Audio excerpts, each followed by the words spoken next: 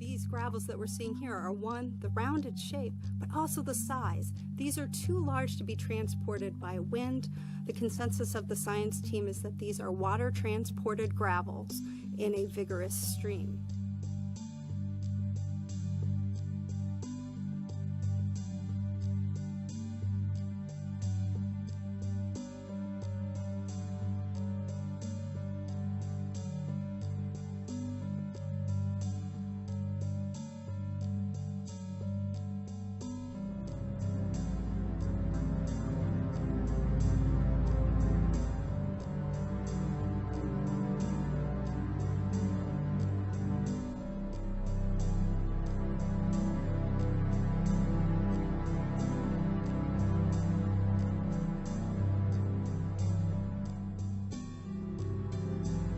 When we looked at the layer with our high-resolution Mastcam camera, we found that it was comprised of sand grains and small pebbles that had become cemented to form a hard layer. Here, you can see a pebble that is 3 centimeters in diameter, so smaller than a ping pong ball. This suggests that this layer is an ancient gravel deposit. The surprising thing is that when we looked at the pebbles closely, we discovered that many of them were quite well rounded. This is very different to the many angular clasts that usually litter the Martian surface. On Earth, rounded pebbles are a common telltale sign of rocks that have been transported by water, for example in a river or a stream. As water flows over a riverbed, if the flow strength is great enough, the pebbles are lifted up into the flow or rolled along the riverbed, and they become pounded, battered against each other, and this causes them to become rounded through time. So what we think we might be seeing here on Mars is an ancient riverbed with the pebble beds representing old stream deposits. The size of the pebbles tells us that these rocks could not have been transported by the wind.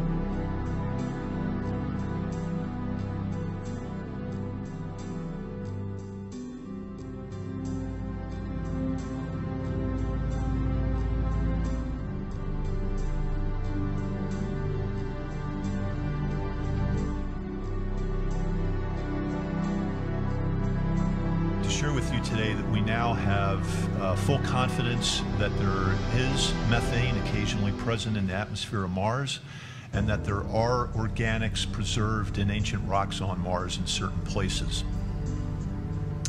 This is important. Methane in the atmosphere and organics in ancient rocks are important because they are chemically reduced molecules. On terrestrial planets, they compete for destruction with other kinds of molecules that are more oxidizing. And their preservation and occurrence is a certain matter of luck, for which science must provide a search paradigm in order to better understand how these materials are produced and where they go. But most importantly, they can both be consistent with the former presence of life, or the existing presence of life. This was an ancient environment with the right elements, minerals indicating a near neutral environment, and slightly salty liquid water. All the prerequisites to support life, a habitable environment.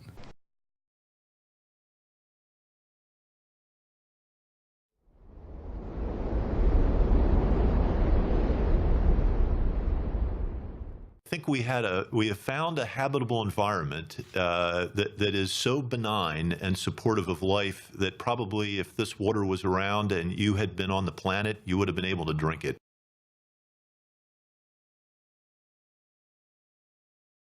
So, although at this point in the mission we can't conclude that there was definitively life on Mars, the SAM discoveries have really shown us that all of the basic ingredients for life were there, including complex organic compounds, the building blocks of life. Now, with the detection of organics in Gale Crater, the probability that Gale Crater Lake could have supported life goes up.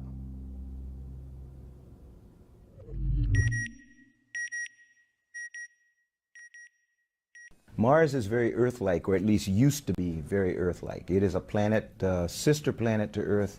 It is the most likely planet in our solar system that had life at one time, may have life now, and we feel definitely can sustain life. So that's the reason we chose it. It's definitely one about survival of the species, if you will. You know, the more we can expand humanity across the solar system, the more we're going to understand.